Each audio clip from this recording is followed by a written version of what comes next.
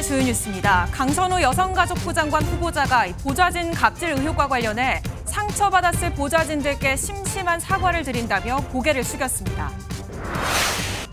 범학계 국민검증단이 이진수 교육부 장관 후보자의 과거 논문들이 표절 등 연구윤리를 심각하게 위반했다며 자진 사퇴를 요구했습니다. 내란 특검팀이 재구속 후 두 번째 출석 요구에 불응한 윤석열 전 대통령에 대해 강제 구인을 시도했다 무산되자 물리력 동원 가능성을 내비쳤습니다. 대부분 지역 낮 기온이 30도 아래로 떨어지며 폭염특보가 모두 해제된 가운데 강원과 영동 지역엔 최대 100mm의 폭우가 예보됐습니다. 시청자 여러분 안녕하십니까? 이재명 정부 1기 19개 부처 장관 중 오늘 4명 후보자를 시작으로 인사청문회가 시작됐습니다. 증인은 거의 없고 자료 제출도 부실해 검증 우려가 나오는 가운데 그동안 관행인 현역 불패도 깨질지 주목됩니다. 먼저 오늘은 보좌진 갑질 의혹을 받는 강선우 여성가족부 장관 후보자의 청문회에 관심이 집중됐습니다. 갑질 장관 사퇴 요구에 강 후보자는 때론 울먹이며 사과를 했고 자신의 부덕의 소치라는 입장을 밝혔습니다. 이제부턴 여론의 시간입니다. 먼저 김도영 기자가 보도합니다. 강선우 여성가족부 장관 후보자 인사청문회는 시작 전부터 아수라장이었습니다. 강 후보자가 모습을 드러내자 야당 보좌진들은 피켓을 들며 강력하게 항의했습니다. 부끄러운 줄 알아! 야당은 강 후보자가 집 쓰레기 처리를 지시했다는 의혹을 거론하며 쓰레기 봉투를 꺼내들었습니다. 각종 먹다가 남은 음식물 쓰레기, 일반 쓰레기가 이렇게 뒤범벅이 되어서 이런 박스에 엘리베이터에도 있고 이렇게 차량에도 실려져 나왔습니다. 남의 음식 먹은 거 처리해 보신 적 있습니까? 강 후보자는 언론 보도가 과장된 측면이 있다며 이렇게 해명했습니다. 전날 밤에 먹던 것을 아침으로 차에 가면서 먹으려고 가지고 내려갔던 적도 있습니다. 그것을 다 먹지 못하고 차에 남겨놓고 그 채로 내린 것은 저의 잘못이라고 생각을 합니다. 내부 고발을 한 전직 보좌진에게 법적 조치를 할 것이란 일부 언론 보도를 두고도 사실과 다르다고 해명했습니다. 후보자는 과거 동료들에게 사과는커녕 법적 조치 운운하고 있습니다. 이것은 제보자들을 위축시키고 권력으로 피해자들의 입을 막겠다는 전형적인 2차 가해입니다. 공식 입장, 공식 자료, 공식 설명이 전혀 아닙니다. 야당은 거짓말을 하고 있다며 반박했습니다. 강선우 의원으로부터 전달, 법적 조치 예고라는 게 분명히 있습니다. 2명 모두 법적 조치 예정이라는 거 보이시죠? 강선우 의원으로부터 전달됨이라고 있습니다. 강 후보자는 논란으로 상처를 받았을 보좌진들께 심심한 사과를 드린다며 앞으로 더 배려하며 살겠다고 밝혔습니다. MBN 뉴스 김도형입니다. 이처럼 강선우 여성가족부 장관 후보자 청문회 시작 전부터 고성이 난무했습니다. 보좌관 갑질 의혹을 둘러싼 의혹과 갑질왕은 물러나라는 피켓을 두고 난타전이 펼쳐지며 시작하자마자 정회됐습니다. 겨우 청문회가 시작됐지만 건건마다 충돌했습니다. 이 내용은 정태진 기자가 전해드립니다. 청문회 시작과 동시에 국민의힘이 강선우 아웃 피켓을 꺼내들자 민주당은 청문회 진행이 불가능하다며 맞불을 놨습니다. 피켓 떼고 나가세요. 지시하지 맙시다. 명령하지 마십시오. 법무부 장관 청문회에서 그런 피켓을 거는 게 맞아요 지금? 맞습니다. 우리 민주당한테서 배웠습니다. 결국 개의 13분 만에 정회됐고 이후 다시 속개됐지만 여야는 청문회 내내 격렬히 맞섰습니다. 아니 이게 그렇게 문제라고 생각한다면 송원석 원내대표 지금 비대위원장이죠. 이분이 어떤 분입니까? 당직자를 폭행하신 분 아닙니까? 보좌진에게 강 후보자가 변기 수리를 지시했다는 의혹에 대해 강 후보자가 설명하자 민주당 의원들도 적극적으로 거들었습니다. 아침에 화장실에 물난리가 나서 이렇게 보니까 저희 지역 사무소가 저희 집에서 차로 2분 거리입니다. 지역 보좌진에게 제가 어떻게 하면 좋겠냐고 조언을 구하고 부탁을 드렸던 사안입니다. 업체 수리에 대한 조언을 구한 부분이 지금 굉장히 와전됐다. 국민의힘 의원들은 해명이 충분하지 않다며 지적했고 정말 위험한 사고방식입니다. 아니 보좌관은 똑같습니다. 지역구 보좌관한테는 집안일 시켜도 됩니까? 아니죠. 그만둔 보좌진에 대해 재취업을 방해했다는 의혹을 추가로 제기했습니다. 후보자가 권고 사직 처리도 안 해줘서 실업급여도 못 받게 했다고 합니다.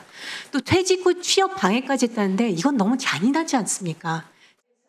국민의힘의 빗발친 사퇴 요구에 강 후보자는 말을 아꼈습니다. 여당은 강선우 후보자를 둘러싼 의혹이 소명됐다는 입장이지만 야당은 강 후보자가 무자격 장관이라고 맞서고 있어 청문회 이후에도 공방은 계속될 전망입니다. MBN 뉴스 정태진입니다. 정동영 통일부 장관 후보자 청문회에서도 설전은 이어졌습니다. 야당에선 듣고 질문하는 청문회가 아닌 자료가 없어 질문도 못하게 하는 불문회라며 비판했습니다. 여당의 적극 방어 속에 정 후보자는 남북관계 화해 방안을 제시했습니다. 이어서 강재묵 기자입니다. 국민의힘은 후보자로부터 기본적인 자료 제출도 없었다며 청문회 시작부터 맹비난을 쏟아냈습니다. 자료 제출은 하지 말고 청문회에서 답변하겠다고 말해놓고 그날 하루만 버티면 된다. 청문회가 아니라 불문회다라는. 이에 민주당은 검증이라는 명분 아래 후보자 자택 무단 침입이 있었다며 CCTV를 공개했고 결국 거친 설전으로 이어졌습니다. 이런 위법 행위까지는 하지 마십시오. 형법상 주거침입죄 위반입니다. 공동으로 갔습니다. 더 가중됩니다. 이런 짓 하지 마십시오. 이런 짓을 했다고요? 명백한 불법이라고요? 정동영 후보자는 자신을 둘러싼 의혹에 하나하나 반박했습니다. 가족의 태양광 사업 이해충돌 논란에 대해서는 자신의 법안 발의 내용과 가족의 태양광 사업은 전혀 성격이 다른 사안이라고 해명하며 호구지책으로 했던 투자였다고 설명했습니다. 다만 배우자의 위장전입 논란은 사실이 맞다고 인정했습니다. 북한과의 대화 물꼬를 두고는 한미연합훈련을 언급하기도 했습니다. 이걸 미국에 제안하겠다 하는 것이 물꼬를 텄던 그것은 중요한 함의를 갖는다고 생각합니다. 정부 내에서 논의할 필요가 있다고 봅니다. 또 통일부 명칭을 한반도부로 바꾸거나 올해 경주 에이펙 정상회의에 김정은 위원장을 초청하는 등 대화 분위기 조성 방안을 언급하기도 했습니다. MBN 뉴스 강재묵입니다. 전재수 해양수산부 장관 후보자 인사청문회에서는 해수부 부산 이전이 뜨거운 감자였습니다. 전 후보자는 내년 부산시장 선거에 나오냐는 야당의 질의에는 즉답을 피했습니다. 이혁근 기자입니다. 전재수 후보자는 청문회 시작부터 해양수산부의 부산 이전 필요성을 역설했습니다. 세종에 있을 때 그 효과를 100이라고 한다면 부산으로 이전을 해가지고 국가 강로 시대를 제대로 준비하고 선도해 나간다면 1000만의 효과를. 여당은 이런 전 후보자 주장에 힘을 보탰습니다. 첫 번째, 해양산업 경쟁력을 제고시키는 것입니다. 두 번째, 국가 균형 발전을 위한 전략적 기회입니다. 반면 야당은 의견이 갈렸습니다. 부산 지역 의원들은 환영의 뜻을 밝혔습니다. 부산 경남 지역의 해양 산업 육성을 위해서 해수부의 부산 이전은 적극적으로 환영합니다. 반면 다른 지역 의원들은 비판했습니다. 국토를 사분오열로 지금 만들고 있는 거예요. 필요한 부분만 선택해서 한다는 게 이게 누더기식 행정이지 어떻게 그게 말이나 되는 행정입니까? 해수부를 부산으로 옮기고 그 업적으로 전 후보자가 부산시장에 출마하려는 것 아니냐고 꼬집는 의원들도 있었습니다. 전 후보자는 출마를 생각할 겨를이 없다면서도 즉답은 피했습니다. 후보자님 불출마 선언이라고 봐도 됩니까? 아니 의원님 세상 일을 단정적으로 말씀하실 수가 없겠지 않습니까? 불출마 선언. 전 후보자는 중국의 서해 구조물 설치와 관련해선 강력한 비례 대응의 원칙이 지켜져야 한다며 관계부처와 노력하겠다고 밝혔습니다. MBN 뉴스 이혁근입니다. 배경훈 과기부 장관 후보자 인사청문회도 파행으로 얼룩졌습니다. 회의가 중단됐는데 후보자가 아닌 최민희 위원장을 비난하는 피켓이 갈등의 원인이었습니다. 어떤 모습이었는지 신용수 기자입니다. 국민의힘 의원들의 자리마다 최민희 독재 아웃이라는 피켓이 놓여 있습니다. 지난주 민주당 주도로 방송 3법이 상임위를 통과한 데 대해 야당에서 작정하고 최민희 위원장에게 항의한 겁니다. 최민희 위원장은 즉각 질서 유지를 언급하며 산회를 선포했습니다. 질서를 유지하기 곤란하다고 인정할 때에는 회의를 중지하거나 산회를 선포할 수 있습니다. 산회를 선포합니다. 회의는 1시간이 훨씬 지나 오전 11시 20분쯤 겨우 개회했지만 최 위원장이 피켓 강제 철거를 지시하면서 다시 중단됐습니다. 선진화법 위반입니다. 뛰세요. 자, 제가 지시했습니다. 뛰세요. 오후 1시가 넘어서야 본격적인 청문회가 시작됐고 야당은 배 후보자의 병역 부실을 집중 추궁했습니다. 전문 연구요원 복무 당시 회사 폐업 후 근무한 2개월을 병역 기간에 포함한 점과 근무 중 박사 학위 취득이 문제라는 건데 배 후보자는 적법한 절차를 따랐다고 해명했습니다. 회사는 세무서상으로는 폐업을 했지만은 기업 부설 연구소 청산하는데 2개월의 시간이 걸렸고 재산 신고도 도마에 올랐습니다. 독립생계를 이유로 부모 재산 기록을 공개 거부했는데 피부양자 공제를 받았다는 겁니다. 2013년부터 부모님을 피부양자로 등록해갖고 인적 공제 받으셨더라고요. 이전에는 문제가 없으셨습니까? 배 후보자는 부모 소득이 공제 기준을 넘어선 지난해에만 정정 신청했다고 해명했습니다. AI 산업 등 현안 관련 질문도 나왔지만 후보자 역량보다는 개인 신상에 초점이 맞춰진 청문회였다는 평가를 피하기는 어려워 보입니다. MBN 뉴스 신용수입니다. 오늘부터 청문회는 시작했고 앞으로 최대 관심은 이진숙 교육부 장관 후보자입니다. 과거 김건희 여사의 논문을 검증했던 교수단체가 이 후보자의 논문을 조사했는데 연구윤리 위반이 심각한 수준으로 판단했습니다. 자진 사퇴 요구에 이 후보자는 정면 돌파 입장입니다. 안병수 기자입니다. 현직 교수들이 장관 후보자와 관련해 이례적인 기자회견을 자처했습니다. 각종 연구 부정 논란이 불거진 이진숙 교육부 장관 후보자를 겨냥한 겁니다. 이들은 앞서 범학계 검증단을 꾸려 김건희 여사의 논문 표절 의혹을 검증한 교수 단체입니다. 논문 표절 논란에 휘말린다는 것은 개인의 문제를 넘어 우리나라 학계의 연구윤리 전체에 영향을 미치는 사안이며 검증단은 이 후보자의 논문 150편을 확보해 조사한 결과 16편에서 다수의 연구 부정 문제가 확인됐다고 주장했습니다. 제자의 논문을 자신이 쓴 것처럼 학술지에 게재하고 같은 내용의 논문을 교묘하게 쪼개 실적을 쌓았다는 겁니다. 또 이 후보자의 논문 중 표절률이 20% 이상인 논문이 10여 편이고 이 가운데 표절률이 최대 56%인 논문도 발견됐다고 밝혔습니다. 심각한 연구윤리 위반을 이유로 검증단은 이 후보자의 자진 사퇴를 촉구했습니다. 거의 모든 단체에서 이진숙 후보께서 자진 사퇴하시면 좋겠다라고 말씀들을 하십니다. 생각이 다르지는 않습니다. 그간 거취에 대한 언급 없이 정면 돌파를 시사해온 이 후보자는 적지 않은 타격을 입게 됐다는 분석입니다. 이 후보자는 문제가 된 논문들에 대해 자신이 실질적으로 기여했다는 입장을 밝혀왔고 교육부 인사청문회 준비단도 연구 부정은 없었다고 비호했습니다. 국회 인사청문회는 오는 16일 예정된 가운데 학계까지 가세한 사퇴 압박을 넘을 수 있을지 주목됩니다. MBN 뉴스 안병수입니다. 이번 주는 이른바 청문회 슈퍼위크입니다. 국회 출입하는 이승민 기자와 뉴스 추적해보겠습니다. 이 기자, 가장 관심이 강선우 가족부 장관 후보자가 최대 관심인데 국회의원이에요. 근데 오늘 청문회 도중에 국회의원 배지를 뗐다고 해요. 왜 그랬습니까?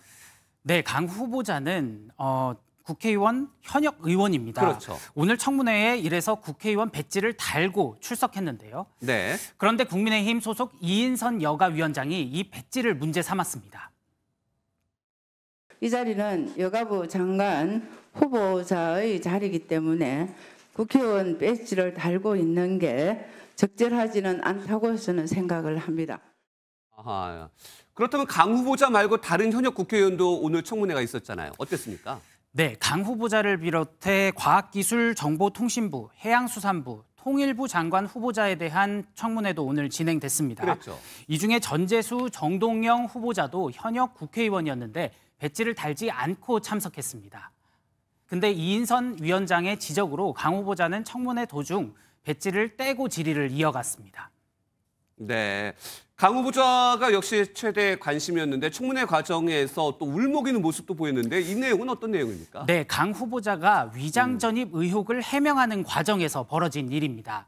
강 후보자는 주민등록상 강서구 아파트에 주소를 두고 있었는데 남편과 딸은 종로구 아파트에 거주를 하고 있어 논란이 됐었습니다.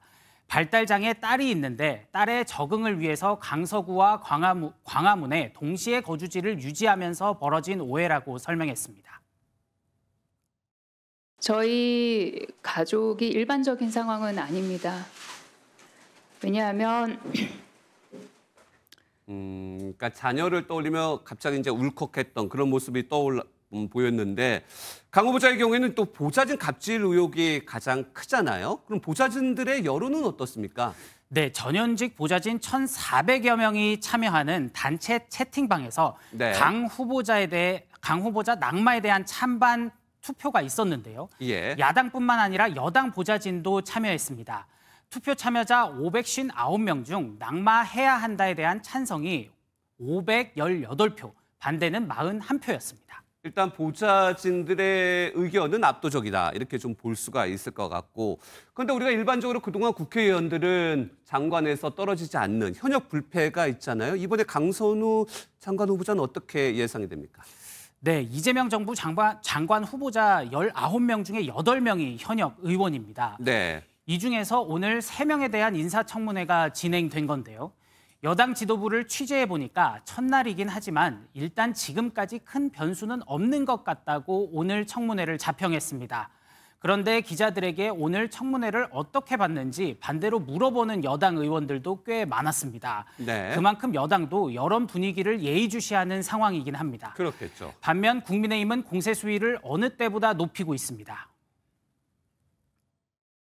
검증을 위한 자료도 제대로 제출되지 않고 있습니다. 어차피 청문회 하루만 버티면 된다는 식의 오만함이 도를 넘어서고 있습니다. 네, 여야 모두 여론의 향배가 어느 때보다 중요하다고 보고 있는 겁니다. 네, 그렇습니다. 국민의 여론도 앞으로 계속 살펴보겠습니다. 지금까지 이승민 기자였습니다. 돈은 마귀다. 이재명 대통령이 오늘 예비 공무원들 앞에서 한 말입니다. 공직자의 청렴성을 강조하기 위해서인데 자신은 부패한 사람이라는 음에 정말 치열하게 관리했다며 거듭 공직자 책무를 당부했습니다. 표선우 기자입니다. 신임 공무원 300여 명 앞에 이재명 대통령이 섰습니다. 약 1시간 30분가량 진행한 특강에서 이 대통령은 공직자의 청렴성을 강조했습니다. 특히 돈은 마귀라며 구렁텅이에 빠지지 않기 위해 조심하라고 경고했습니다. 부패한 사람으로 온갖 음해를 당해서 이렇게 공격당해서 이미지가 좋으면 저 사람 저 뭐해 이런 생각을 할 수 있지만 저는 정말로 치열하게 제 나름의 삶을 관리해왔죠. 여러분, 이 돈이 마귀예요. 성남시장 시절 돈을 받지 않았다는 걸 입증하려고 사무실에 CCTV를 설치했던 일화도 소개했습니다. 제가 업자들 경고용으로 너네는 나한테 거짓말할 생각 꿈에도 꾸지 마라. 내가 다 찍어 놓는다. 제가 돈 받았다는 소리는 안 듣고 살았죠. 앞서 국무회의에서 강조했던 서유기의 파초선 예시를 또 들며 공직자 권력 활용의 중요성과 책임감도 강조했습니다. 현직 대통령이 신임 사무관을 대상으로 특강을 한 건 노무현 전 대통령 이후 20년 만입니다. 타운홀 미팅을 통한 국민과의 소통에 이어 공무원 특강으로 관가와도 소통 행보를 넓혀가는 모습입니다.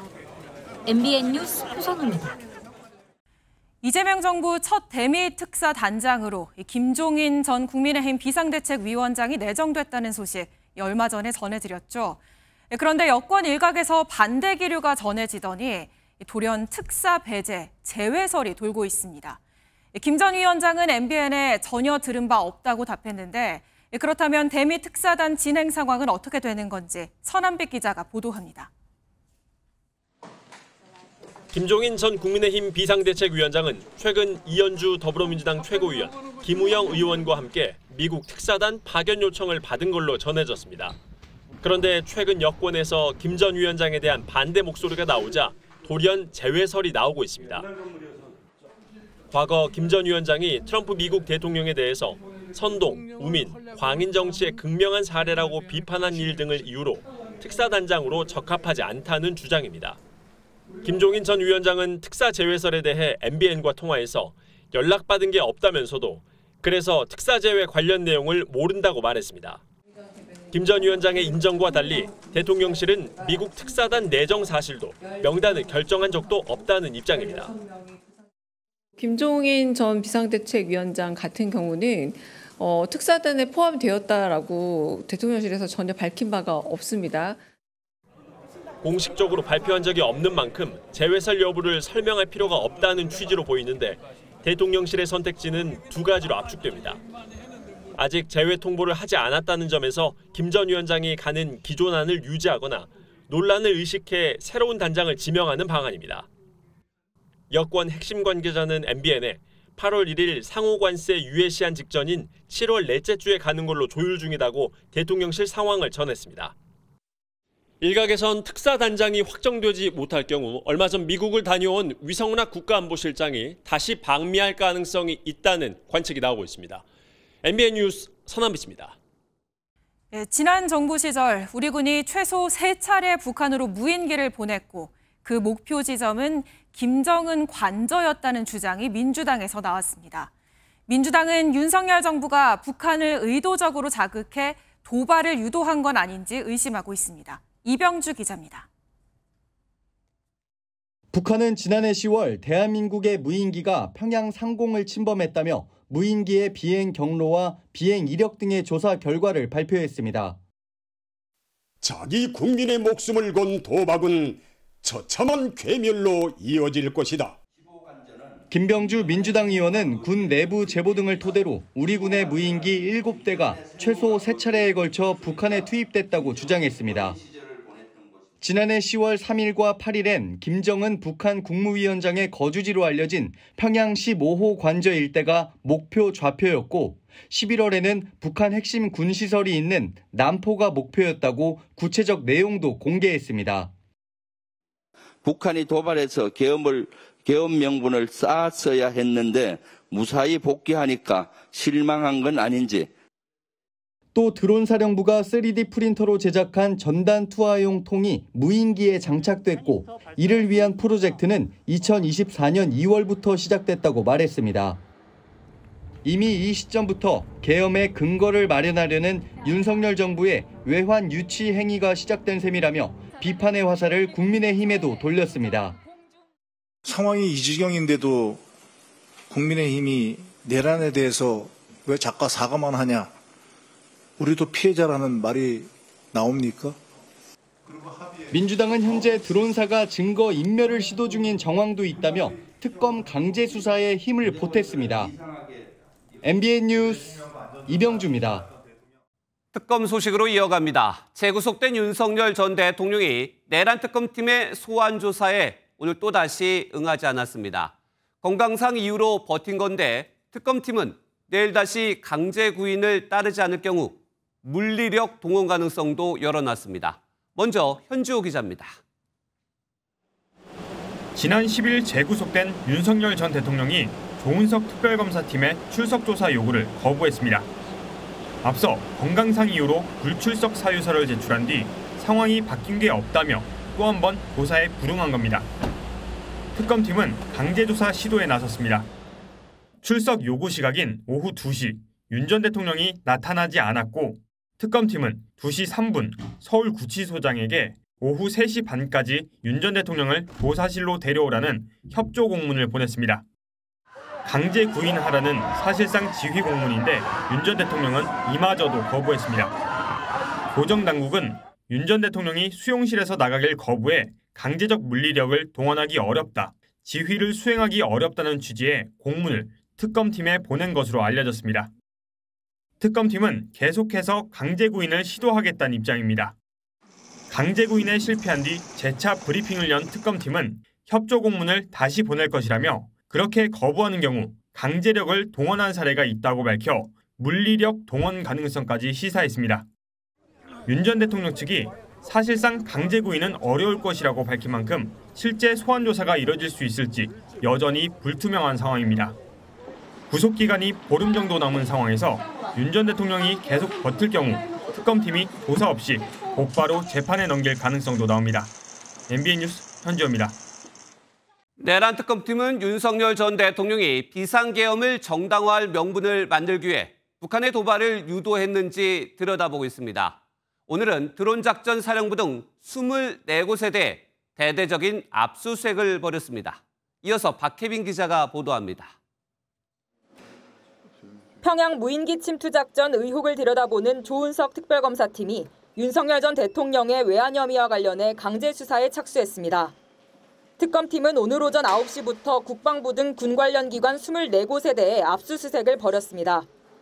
압수수색 대상에는 드론작전사령부, 합동참모본부, 국가안보실 등이 포함됐고 김용대 드론작전사령관 경기도 자택도 대상에 오른 것으로 알려졌습니다. 이번 압수수색 영장에는 외환죄 대신 일반 이적죄가 적시된 것으로 확인됐습니다. 외환죄는 외국과의 모의를 입증해야 하지만 일반 이적죄는 공모 여부와 관계없이 국가의 군사 이익을 해치거나 적국에 이익을 준 경우에도 처벌이 가능합니다. 외환유치죄는 사실상 이게 정말 논쟁거리거든요. 북한을 외국으로 보냐, 통모했느냐, 이거를 입증해야 되는 과정이 있잖아요. 그렇죠. 그러니까 쉽지 않죠. 앞서 특검팀은 대통령실 개입 정황이 담긴 드론사 출신 현역 장교의 녹취와 진술을 확보했고 드론사에 무인기를 납품한 국방과학연구소 관계자도 소환 조사했습니다. 내란 혐의에 대한 수사를 어느 정도 진척시킨 만큼 특검팀은 이제 수사력을 외환 혐의 입증에 집중할 전망입니다. MBN 뉴스 박혜빈입니다. VIP 경로서를 수사 중인 순직해병 특검팀이 지난주 윤석열 전 대통령의 사저를 압수수색하면서 윤 전 대통령의 휴대전화를 확보했습니다. 그런데 윤 전 대통령 측은 휴대전화 비밀번호를 알려달라는 특검 측의 요청을 거부한 것으로 확인됐습니다. 손성민 기자가 단독 보도합니다. 이명현 특별검사팀은 지난 11일 서울 서초동 윤석열 전 대통령의 사저를 압수수색했습니다. 특검팀은 윤 전 대통령이 사용하던 아이폰 기종 휴대전화 한 대를 확보했습니다. 휴대전화 30여 대, 컴퓨터 하드디스크 10여 개 등 압수물을 확보하였습니다. MBN 취재 결과 특검팀은 압수수색을 마친 뒤 휴대전화 잠금을 풀기 위해 비밀번호를 알려달라고 요청했지만 윤 전 대통령 측은 거부한 것으로 파악됐습니다. 윤 전 대통령이 구치소에 수감 중인 만큼 변호인에게 요청했는데 협조를 받지 못한 겁니다. 최해병 사망 관련 수사를 받고 있는 임성근 전 해병대 1사단장도 지난해 아이폰을 압수당한 뒤 비밀번호를 잊어버렸다고 주장했습니다. 예, 그러면 알려주도록 하십시오. 근데 기억하지 못하고 있습니다. 임 전 사단장 휴대전화 잠금 상태는 지금도 풀리지 않은 것으로 알려졌습니다. 아이폰 비밀번호 경우의 수가 500억 개가 넘는 것으로 알려진 만큼 윤 전 대통령 휴대전화 내용 확인도 난항이 예상됩니다. 특검팀은 압수한 휴대전화를 대검찰청에 넘기고 디지털 포렌식 작업을 의뢰할 예정입니다. MBN 뉴스 손성민입니다. 양평 고속도로 노선 변경 특혜 의혹을 수사하고 있는 김건희 특검팀이 국토교통부와 용역업체 등을 압수수색했습니다. 압수수색 영장에는 원희룡 전 국토교통부 장관이 피의자로 적시된 것으로 확인됐습니다. 이 내용은 최민성 기자의 단독 보도입니다. 민중기 특별검사팀이 서울 양평고속도로 노선 변경 특혜 의혹과 관련해 국토부 등 10여 곳에 대해 압수수색에 나섰습니다. 압수수색 대상에는 국토부 장관실을 비롯해 양평고속도로 사업 타당성을 평가한 용역업체 2곳과 설계를 담당한 한국도로공사도 포함됐습니다. MBN 취재 결과 영장에는 직권남용 혐의 피의자 14명이 적혔고 원희룡 전 국토부 장관의 이름도 옳은 것으로 파악됐습니다. 국토부는 윤석열 정부 출범 1년 뒤인 2023년 5월 예비 타당성 조사까지 마친 양평고속도로 사업의 종점을 양평군 양서면에서 강상면으로 돌연 변경했습니다. 바뀐 종점에서 500m 정도 떨어진 곳에는 김건희 여사 일가의 땅 1만여 평이 있어 특혜 의혹이 불거졌습니다. 당시 원전 장관은 논란이 불거지자 특혜 의혹을 전면 부인하며 사업 백지화를 선언했습니다. 제가 김건희 여사 땅이 거기 있었다는 것을 이 사건이 불거지기 전에 조금이라도 인지하는 게 있었다고 한다면 저는 장관직을 걸 뿐만 아니라 정치 생명을 걸겠습니다. 이번 압수수색 대상의 원전 장관과 양평 군수를 지낸 김성교 국민의힘 의원은 포함되지 않았지만 이들과 김 여사의 어머니, 오빠, 양평군 공무원 등을 출국 금지해둔 상태입니다. 특검팀은 압수수색에서 확보한 자료를 바탕으로 원희룡 전 국토부 장관 등 노선 변경 의사결정에 관여한 인사들을 차례로 소환할 것으로 보입니다. MBN 뉴스 최민성입니다. 이른바 김건희 여사의 집사 역할을 맡아온 김모 씨가 10여 년 전부터 김 여사와 이권을 공유한 정황이 발견됐습니다. 특검팀도 김 씨와 김 여사 사이에 경제활동을 짚어보며 그 과정에서 불법적인 사안이 있었는지 들여다볼 전망입니다. 이 내용은 이시열 기자가 보도합니다. 김건희 여사 일가 집사로 지목된 김모 씨는 지난 2013년 한 자산운용사 대표로 재직 중이었습니다. 당시 김 씨 회사는 A 회사가 추진하던 일본 오페라 공연 사업에 31억여 원을 투자합니다. 투자 계약서에는 공연이 무산될 경우 무조건 A사가 김 씨 회사에 투자금을 전액 돌려줘야 하는 조건이 달렸었습니다. 이후 공연이 무산되면서 A사는 투자금 31억여 원에 이자까지 물어줘야 할 처지가 됐습니다. 하지만 김 씨는 A사에 이자를 면제해주는 대신 조건을 하나 제시합니다. 당시 김건희 여사가 대표였던 코바나 컨텐츠 투자를 제안한 건데 이후 공동투자가 성사됩니다. 당시 코바나 컨텐츠가 주최한 점핑 위드 러브 사진전 포스터를 보면 김 씨 회사 이름과 A사의 이름, 도이치모터스의 이름이 함께 올라 있습니다. 사실상 김 씨 회사가 받아야 할 돈을 포기하는 대신 김 여사 전시를 지원한 셈입니다. 특검팀은 김 씨와 김 여사가 금전적 이해관계를 넘어 경제 공동체를 맺고 있었던 건 아닌지 의심하고 있습니다. 김모 씨는 지금이라도 즉각 귀국하여 수사에 협조하기를 바라며 집사 게이트 수사에 속도를 내고 있는 특검팀은 김범수 카카오 창업자 등 김 씨 관련 회사에 거액을 투자한 기업 총수들에게 조사를 받으러 나오라고 통보했습니다. MBN 뉴스 이시열입니다.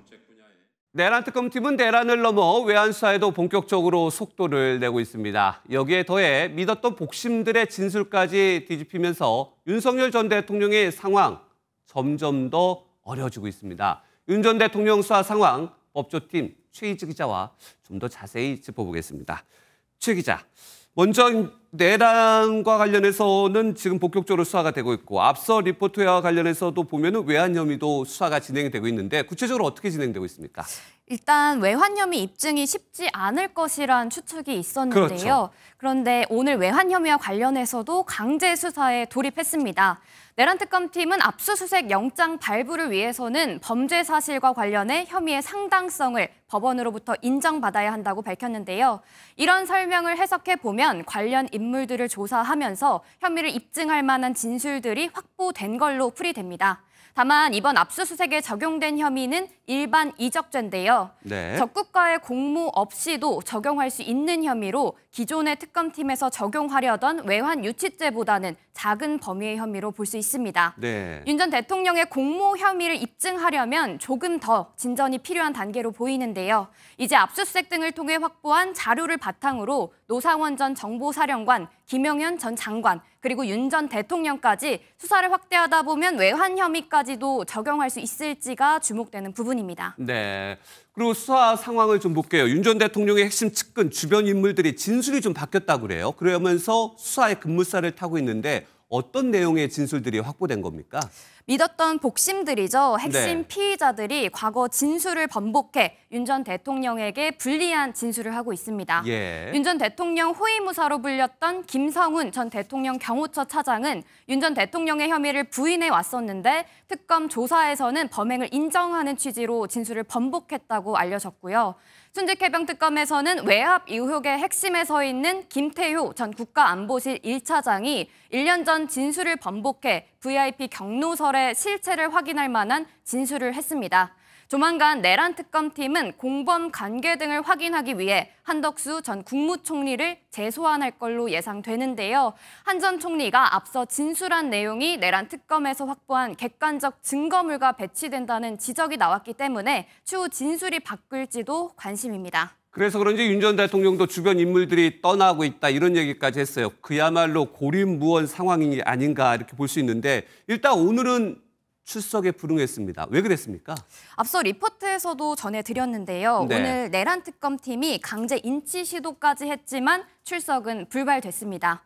윤 전 대통령 측에서는 구속된 이후로 건강이 악화됐고 수사의 협조에 대한 의지도 같이 사라져 출석이 어렵다고 언급했었는데요. 네. 오늘은 이전과 상황이 같다며 추가로 의견서조차 제출하지 않고 소환에 불응했습니다. 윤 전 대통령 측의 대응을 보면 앞으로도 출석 가능성은 작을 걸로 예상됩니다.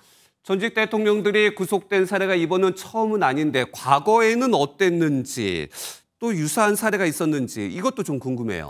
구속 이후 조사를 거부했던 전직 대통령들, 네. 박근혜, 이명박 전 대통령이 있는데요. 윤 전 대통령도 똑같은 전철을 밟을 것 같습니다. 이렇게 되면 대면 조사 없이 기소할 가능성도 있을 걸로 보입니다. 네. 마지막 방어권 차원에서 구속 적부심 청구 등도 고심하지 않을까라는 추측도 있는데요. 앞서 적부심 청구가 여러 번 기각을 당했었기 때문에 이번에는 실효성이 없다고 판단하고 적부심 청구를 시도하지 않을 가능성이 높아 보입니다. 네, 마지막으로 김건희 특검 소식 하나 더 짚어볼까요? 삼부토건 수사가 속도를 내고 있다고요. 네, 김건희 특검에서도 수사 착수 10여일 만에 첫 신병 확보를 시도하고 있는 건데요. 네. 삼부토건 주가 조작 사건의 핵심 피의자들에 대해 구속영장을 청구한 겁니다. 앞서 소환 조사가 이루어졌던 삼부토건 전 현직 회장 등이 포함된 걸로 알려졌는데 조사에서 혐의를 부인하는 등의 진술을 하면서 구속을 통한 본격적인 수사가 필요하다고 판단한 걸로 보입니다. 네, 지금까지 특검 내용을 정리했습니다. 법조팀 최희지 기자였습니다. 네, 지난주 내내 기승을 부리던 폭염이 누그러들었습니다. 오늘 대부분 지역의 낮 기온이 30도 아래로 떨어지면서 전국에 내려졌던 폭염특보도 모두 해제됐습니다. 대신 이제 폭우를 주의해야 하는데요. 내일까지 강원과 영동을 중심으로 많은 비가 예보돼 있습니다. 강세현 기자입니다. 공원이 산책하는 시민들로 북적입니다. 폭염이 기승을 부린 지난주와 달리 오랜만에 한낮에도 밖에서 걸어다닐만 합니다. 구름이 햇살을 가려준 덕분에 벤치에 앉아 쉴 수도 있습니다. 며칠 전까지만 해도 한낮엔 더워서 야외에 앉아 있을 수 없었습니다. 하지만 지금은 시원한 음료만 마셔도 더위가 가시는 기분입니다. 오늘 서울 최고 기온은 28도였습니다. 지난 15일 동안 낮에 30도를 넘겼는데 드디어 기온이 내려간 겁니다. 오늘 너무 선선해가지고 비가 오는 건 조금 아쉽긴 한데 그래도 더운 것보단 좋은 것 같아요. 서울 비 오고 하니까 시원해서 좋은 것 같아요. 걷기에는 괜찮은 것 같아요. 다른 지역도 더위가 가시며 폭염특보가 모두 해제됐습니다. 대신 곳곳에 호우가 내리고 있습니다. 오늘 오후 충청권엔 굵은 빗줄기가 내렸고 밤부터 강원 영동에 호우가 예상됩니다. 내일까지 강원 영동엔 최대 100mm 이상, 수도권과 전북엔 60mm의 비가 내리겠습니다. 화요일에도 대기 상층에 찬 공기가 위치한 가운데 하층으로 기류가 수렴해 대기 불안정이 강화되면서 전국에 강한 비가 내리는 곳이 있겠으니 유의 바랍니다. 동해안엔 강풍까지 불 수 있어 시설물 피해가 없도록 대비해야 합니다. MBN 뉴스 강세현입니다. 벌써 남부지방엔 물폭탄이 쏟아졌습니다. 지난 하룻밤 사이 경남 거제엔 240mm가 넘는 비가 내렸고 부산에도 192mm가 쏟아졌습니다. 공원 담벼락이 무너지고 도로가 침수되는 등 피해가 속출했습니다. 안진우 기자입니다. 호텔 주차장으로 물이 조금씩 차오르더니 차량 바퀴까지 올라옵니다. 로비까지 물이 찾아 급한 마음에 쓰레받기로 물을 퍼내보지만 소용없습니다. 하수구가 지금 물이 안 내려가잖아요. 양초기가 5대를 돌려도 물이 빠져나가질 않았잖아요. 도심 도로는 마치 강물처럼 변해버렸습니다. 쏟아지는 빗줄기에 하수구는 역류합니다. 부산의 한 공원입니다. 갑작스런 폭우에 보시는 것처럼 담벼락도 힘없이 무너져 내렸습니다. 부산 도시철도 사상 하단선 공사 현장. 지하 공사장으로 빗물이 폭포수처럼 쏟아져 내립니다. 오늘 새벽 0시 40분쯤 부산 사상역 인근 공사장이 침수됐습니다. 침수나 붕괴 우려 지역 주민 60명도 사전 대피했습니다. 방, 거실, 화장실도 변기도 역류를 합니다. 어제 저녁부터 오늘까지 경남 거제시에 242mm, 부산 사상구에 192.5mm의 비가 내렸습니다. 이번 폭우로 영남권에선 160건 이상의 피해 신고가 접수됐습니다. MBN 뉴스 안진우입니다. 살려달라, 위협받고 있다며 경찰에 30여 차례에 걸쳐 허위 신고를 한 30대 남성이 경찰에 붙잡혔습니다. 순찰차를 12대나 출동시켜 2시간 넘게 수색에 나섰던 경찰은 뒤늦게 허탈함을 감추지 못했습니다. 황지원 기자가 단독 보도합니다. 깊은 밤 서울 은평구의 한 거리에서 한 남성이 통화를 하며 걸어갑니다. 편의점 앞에 자리를 잡고 휴대전화를 만지다가 재차 전화를 겁니다. 다시 걷다가 또다시 누군가에게 연락을 하는 모습이 포착됐는데 잠시 뒤 순찰차 2대가 도착하고 경찰관이 이 남성을 검거합니다. 경찰에게 잇따라 허위 신고를 한 30대 남성 A씨의 모습입니다. A씨는 어젯밤 10시 50분부터 차량이 털렸다, 살려달라며 34차례에 걸쳐 경찰에 거짓 112 신고를 한 걸로 조사됐습니다. 서울 용산구를 시작으로 마포구와 서대문구를 거쳐 은평구까지 택시를 타고 이동하거나 걸어가며 전화를 걸었던 걸로 나타났는데 경찰도 비상이 걸렸습니다. 당시 신고를 받은 경찰은 A씨를 찾아내려고 무려 12대의 순찰차를 서둘러 출동시켰던 걸로 나타났습니다.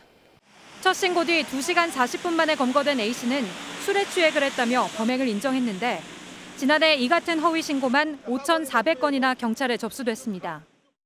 경찰력이나 또는 어떤 민간 기관에 손해를 끼쳤을 때는 민사상의 그런 손해배상 청구까지도 가능한 상황입니다. 경찰은 A씨에 대한 수사를 마무리한 뒤 구상권 청구 여부를 검토할 방침입니다. MBN 뉴스 황지원입니다. 오늘 오전 광주에 있는 대학병원 조선대병원 수술실에서 불이 났습니다. 불은 10분도 안 돼 꺼졌지만 전체 수술실이 오염되면서 오늘로 예정됐던 수술이 전면 중단됐습니다. 정치훈 기자입니다. 수술실 문이 열려 있고 내부 연기를 빼내는 관이 보입니다. 오전 수술을 준비하던 시간, 갑자기 병원 3층 7번 수술실에서 불이 났습니다. 급하게 소화기로 불을 껐고 소방대원이 출동하기 전 진화됐습니다. 이 불로 수술 준비 중이던 환자 2명과 의료진 등 40명이 긴급 대피했습니다. 이 가운데 36명이 연기를 마셨고 일부 산소 치료를 받았지만 생명에는 지장이 없는 상태입니다. 이번 화재로 15개 수술실 모두가 운영이 중단되면서 오늘 하루 응급수술 환자들은 모두 다른 병원으로 전원 조치됐습니다. 오염 제거를 다 해야 되고 소독도 다시 해야 되고 안전점검도 받아야 되고 하니까. 소방당국은 의료기기 24개를 연결했을 수 있는 의료용 전력공급장치 콘센트가 과부하나 누전이 됐을 것으로 보고 조사를 벌이고 있습니다. 이쪽 부위에서 수술 중에 스파크가 튀었다고 그래서 그냥 정확하게 판정을 해야 하려고. 현재 입원 환자의 수술 일정은 일단 미뤘지만 수술실이 언제 다시 정상 운영될지는 아직 알 수 없는 상황입니다. MBN 뉴스 정춘우입니다. 보험금을 노리고 고의로 사고를 내는 자동차 보험 사기가 좀처럼 줄지 않고 있습니다. 금융감독원은 복잡하고 큰 몇몇 교차로에서 이런 사고가 반복된다는 점에 주목해 고의사고 다발 지역에 내비게이션 음성 안내를 제공하기로 했습니다. 강서영 기자입니다. 회전교차로를 빠져나가는 차량을 뒷차가 속도를 높여 그대로 들이받습니다. 보험금을 타기 위해 일부러 사고를 낸 건데 차선을 바꾸며 교차로를 빠져나가는 차량을 노렸습니다. 이 같은 자동차 보험 사기는 차량 통행량이 많고 차선이 복잡한 교차로에 집중된다는 게 금융감독원의 설명입니다. 지난해 자동차 보험 사기 적발 금액은 5,704억 원으로 3년 연속 증가세인데 전체 자동차 보험 지급액의 3.9%에 달합니다. 이에 따라 오는 17일부터 고의 사고가 자주 발생하는 전국의 35곳의 교차로를 지나는 운전자들에게 티맵 내비게이션을 통해 음성 안내가 제공됩니다. 고의 교통사고 다발 구간입니다. 좌회전 시 차선 이탈에 유의하세요. 서울 영등포에서 자동차 보험 사기가 가장 많이 발생하는 사거리입니다. 앞으로 이곳을 지날 때마다 내비게이션에서 안내 음성이 나올 예정입니다. 운전자에겐 차로 변경이나 좌회전 시 주의하도록 유도하고 고의 사고를 노리는 이들에게는 경각심을 주기 위한 조치입니다. 그 사고가 많이 발생하는 지역에 접근했을 때 그때 알려주는 게 제일 이제 적시성이고 효과가 좀 크겠다. 그렇게 이제 판단이 되어서. 금감원은 이번 음성 안내의 효과가 확인되면 다른 내비게이션 앱으로도 확대 적용하겠다는 방침입니다. MBN 뉴스 강서영입니다. 미국의 유명 관광지이자 국립공원인 그랜드 캐니언에서 산불이나 축구장 3만 4천여 개에 달하는 숲이 불타 없어졌습니다. 공원 일부 구역도 폐쇄돼 여행 계획 있으신 분은 참고하시기 바랍니다. 이상엽 기자가 보도합니다. 산에서 짙은 연기가 뿜어져 나오고 소방 헬기가 소화제를 나르느라 분주합니다. 산불은 밤에도 꺼지지 않아 주변을 환하게 밝힙니다. 현지 시각 4일부터 그랜드 캐니언에 번갯불로 화재가 발생한 가운데 공원 내 다른 부지에서 9일에 또 번갯불로 화재가 발생하면서 불길이 커지고 있습니다. 섭씨 46도에 달하는 폭염에 건조한 날씨, 그리고 강풍이 겹치면서 불길이 걷잡을 수 없이 번졌습니다. 이번 화재로 사상자는 나오지 않았지만 약 18,000헥타르, 축구장 3만 4천 개에 달하는 숲이 불에 탔습니다. 1937년에 지어진 유서 깊은 호텔이 전소했고 최대 80개의 공원 내 구조물도 함께 불에 탄 것으로 추정됩니다. 공원 내의 정수시설이 불에 타면서 소독용 염소가 누출되는 바람에 공원 일부 지역이 폐쇄되기도 했습니다. 소방당국은 두 산불이 통제를 벗어난 데다 바람이 거세 불을 끄기 어려울 것으로 전망하고 있습니다. 지난 2019년에도 그랜드 캐니언에서 대형 산불이 발생한 적이 있지만 피해 규모는 이번 화재의 절반도 안 됐습니다. 해가 갈수록 그랜드 캐니언에서 발생한 산불의 규모가 커지고 있습니다. MBN 뉴스 이상엽입니다. 미국이 매년 국방 예산의 수준과 사업을 제한하는 법안인 국방수권법 초안, 이 초안이 의회를 통과했습니다. 따라서 미국의 전략을 엿볼 수 있는데 주한미군 감축 제한이 이 조항이 5년 만에 포함됐습니다. 워싱턴 강영구 특파원입니다. 주한미군 병력 감축을 제한하는 내용이 담긴 내년도 미 국방수권법이 미 상원 군사위원회를 통과했습니다. 주한미군 감축 제한 조항이 들어간 것은 5년 만입니다. 법안의 요약본에 따르면 미 국방장관이 국익에 부합한다고 의회에 공식 보증하기 전까지는 주한미군 감축이나 전시작전 통제권 전환이 허용되지 않습니다. 또 미 합참의장과 인도태평양 사령관, 주한미군 사령관에게는 이러한 조치에 따른 위험을 독립적으로 평가하라고 지시했습니다. 최근 트럼프 행정부의 잇따른 주한미군 감축 움직임에 대한 미 의회의 사전 견제 장치로 해석됩니다. Our forces in South Korea protect our ally, but also serve as a critical strike force if North Korea attempts a launch on our homeland. 과거 트럼프 일기 때 미 의회는 국방 예산을 주한미군 감축에 사용할 수 없도록 명시한 바 있습니다. 또 이번 법안에는 인도태평양 내 동맹국들과의 방위산업 협력 강화를 추진하는 내용이 포함돼 있어 한국 방산기업에도 기회가 될 것으로 보입니다. 다만 법안의 전문이 아직 공개되지 않았고 하원의 절차도 남아있어 변경 가능성도 있습니다. 급변하는 한반도 정세에 맞춰 한미 간의 조율은 더욱 절실해지고 있습니다. 워싱턴에서 MBN 뉴스 강용구입니다.